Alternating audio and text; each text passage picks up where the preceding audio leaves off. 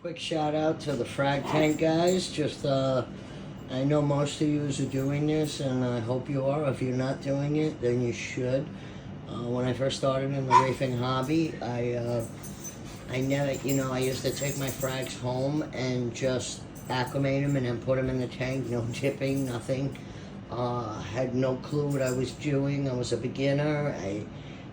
I went through everything under the sun: Aptasia, Esterina starfish, green hair algae.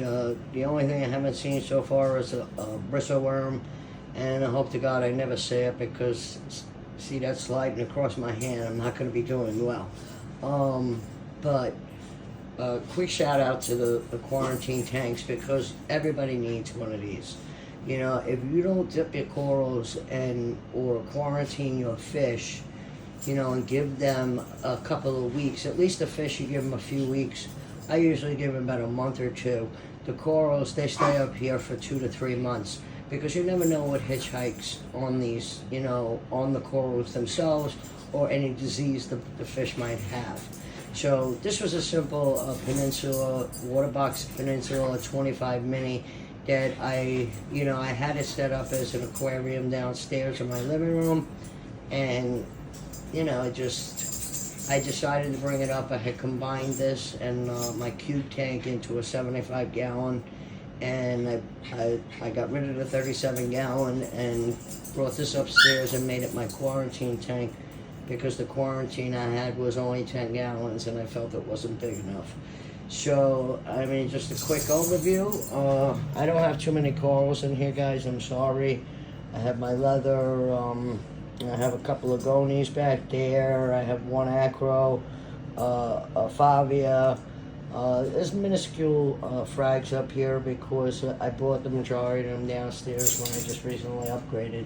So, just a quick overview of the tank. In here used to be a filter sock. I cut out the edges, and there was like a square piece in there with a round hole to fit the sock. There were 2.75 inch socks, and I decided to make I made a homemade media rack, and I just have coarse foam, medium foam, and then filter floss on top. And then I used to have the Reef glass skimmer, but it was drawing too much water out of the tank, where during the course of the week I was having trouble keeping up with my salinity. So much, a lot of water was coming out, and that was on like the lowest setting. So I had this in my, I have so much stuff in my garage that, over the years, you upgrade, you put it back in the box, and later on, you never know, it comes in handy. But this is the bubble magnets, I believe the Q1 or 2. I think it's the smallest one, and it does wonders. It really does. I barely have to top off the tank. I keep the buckets here. Maybe if I go through a quarter of a bucket now a week, as opposed to over a bucket, so I'm saving on water. There is my media in the bottom of this chamber. Some of it came from, the whole tank came upstairs as is. The only thing, I took the sand out, I moved the rocks into the new tank, but I brought the media up here. I even brought the water up, so it was just kind of like a move the tank over type thing, but I brought it upstairs. And then in here I have Mighty Jet. I believe it's a 325. It's a little too big for the chamber, but if I tilted it up just a little bit, and I don't use the screen on it, and does the job. So,